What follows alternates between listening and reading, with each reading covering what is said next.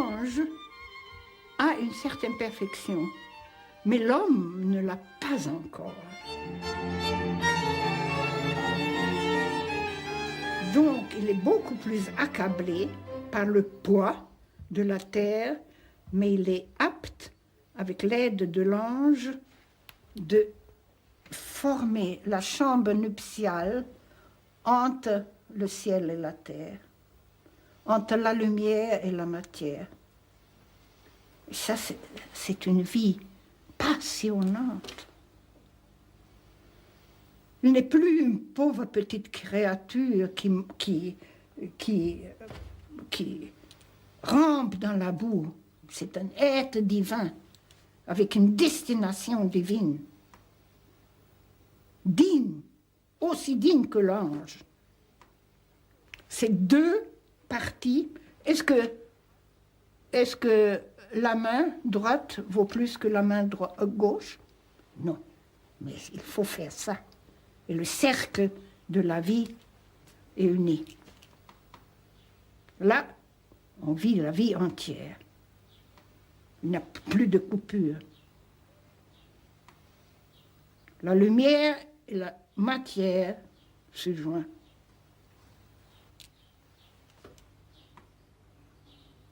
Provoquez-moi, provoquez-moi. Je ne suis pas l'auteur des dialogues avec l'ange, dit Gita Malache. Je n'en suis que le scribe.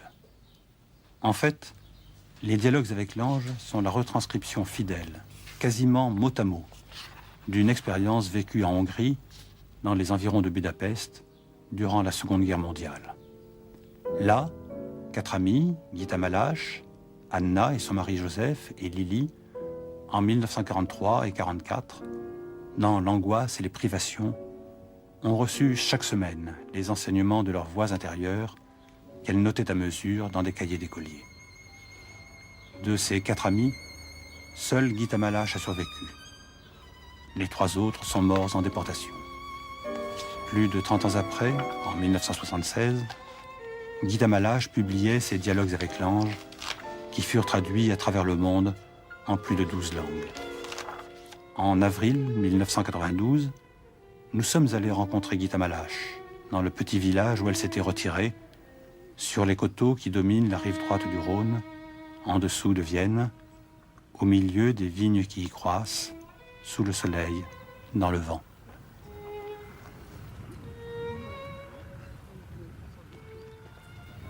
Je suis une fille des Alpes.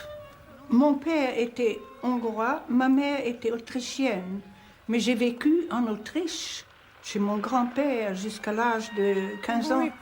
Et à l'âge de 15 ans, je suis allée la première fois en Hongrie et j'ai appris le hongrois. Mais jusqu'à là, je ne le parlais pas. Là, je me suis inscrite tout de suite à l'école des beaux-arts, des arts décoratifs. Et là, je commençais tout de suite à nager et à devenir un champion, une championne. Et j'en étais très fière. En fait, Gita Malache devient championne de crawl de Hongrie au milieu des années 20. Une championne réputée, adulée par la foule et favorisée par le régime. Elle mène pourtant de front des études de décoratrice qui lui permettront d'exercer plus tard un métier qu'elle n'abandonne jamais plus. Décors et costumes pour le ballet national hongrois, conception d'expositions, pochettes de disques ou papiers décorés, même un livre pour enfants, elle continue son activité en France, où elle s'est réfugiée au début des années 60. C'est durant ses études aux arts décoratifs qu'elle rencontre son amie Anna, une jeune juive de Budapest, qui dessine alors la caricature de Gita.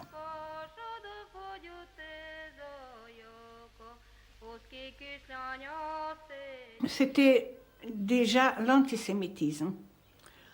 Hanna était ma collègue qui était assise près de moi, la table près de moi, et nous étions liés d'une sincère amitié.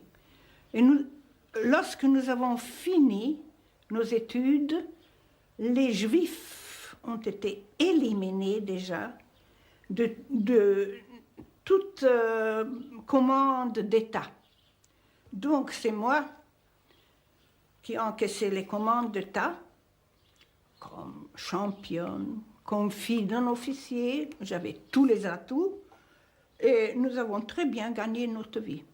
Vous avez donc connu votre amie Anna, votre amie juive. Vous avez connu en même temps d'autres personnes et on peut dire qu'un petit groupe s'est formé, en quelque sorte, entre vous. Oui, c'était après les études que Hannah est allée à Munich pour continuer ses études de graphisme. Moi, je suis allée à Vienne. Et quand je suis revenue en Autriche, et quand je suis revenue il y a un an après, elle était déjà mariée avec Joseph, qui était designer. Donc, il nous a complétés formidablement dans notre métier de décoratrice. Parce que nous avons fait, par exemple, des installations touristiques dans le vieux style hongrois de restauration à la Pusta, où il y avait une vieille auberge restaurée dans le vieux style de 2 siècles, avec des peintures naïves, qui racontait toute l'histoire de l'auberge. Et Lily, j'ai fait sa connaissance seulement au moment où j'étais championne de natation. Parce qu'on m'a parlé d'elle, de ses cours, et elle m'intéressait tout de suite. Je suis allée la voir, qu'est-ce qu'elle fait, relaxation, etc. Et nous nous sommes liés d'amitié, immédiatement. Ensuite, alors, arrive la Seconde Guerre mondiale. Oui. Là, les choses, quand même, ont commencé à changer. Ah oui. Oui. On savait, chaque gosse à Budapest savait que tout est mensonge. Chaque gosse qui savait lire, il lisait déjà justement l'envers de ce qui est écrit. Parce que tout le monde savait que tout est faux. Si Hitler dit qu'il va laisser la neutralité à la Hongrie, tout le monde savait que le lendemain, il va occuper la Hongrie. Ça, tout le monde le savait. Nous vivions vraiment, nous le vivons maintenant aussi, mais là, c'était hurlant, le mensonge, parce qu'on ne parlait pas déjà, il y avait les camps de concentration, il y avait les chambres à gaz, il y avait tout ça, mais on le couvrait gentiment. Mais le régime lui-même, au départ, était de toute façon déjà favorable, plus loin à Hitler et au nazisme. Mais bien sûr, tout le monde avait peur. Et tout le monde s'inclinait devant Sa Majesté Hitler et le Troisième Reich. Et vous et votre amie Anna, alors, comment est-ce que vous viviez la situation? Il y avait déjà des bombardements. Et tout le monde essayait de trouver une place hors de Budapest où il peut se retirer. Donc, nous avons loué dans un petit village de Budapest, proche de Budapest, Budaliget, une maison primitive comme tout. Je peux vous donner un dessin. Et nous nous sommes installés là. C'était un quart d'heure de Budapest, du terminus.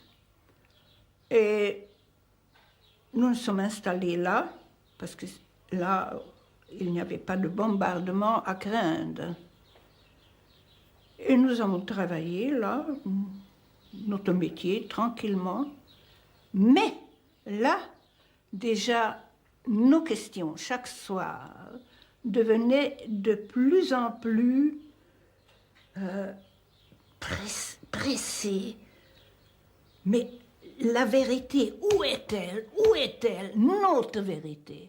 Pas la vérité philosophique, notre vérité. Et un soir, nous nous sommes donné la tâche d'écrire chacun la note de ses problèmes. Énumérés, parce qu'on peut tricher avec tout si on parle. Mais noir sur blanc, on ne peut pas tricher envers soi-même. C'est noir sur blanc. Et puis, nous l'avons lu le soir. Et comme moi, comme champion de natation, j'ai un peu négligé mon cerveau. J'ai cultivé les muscles.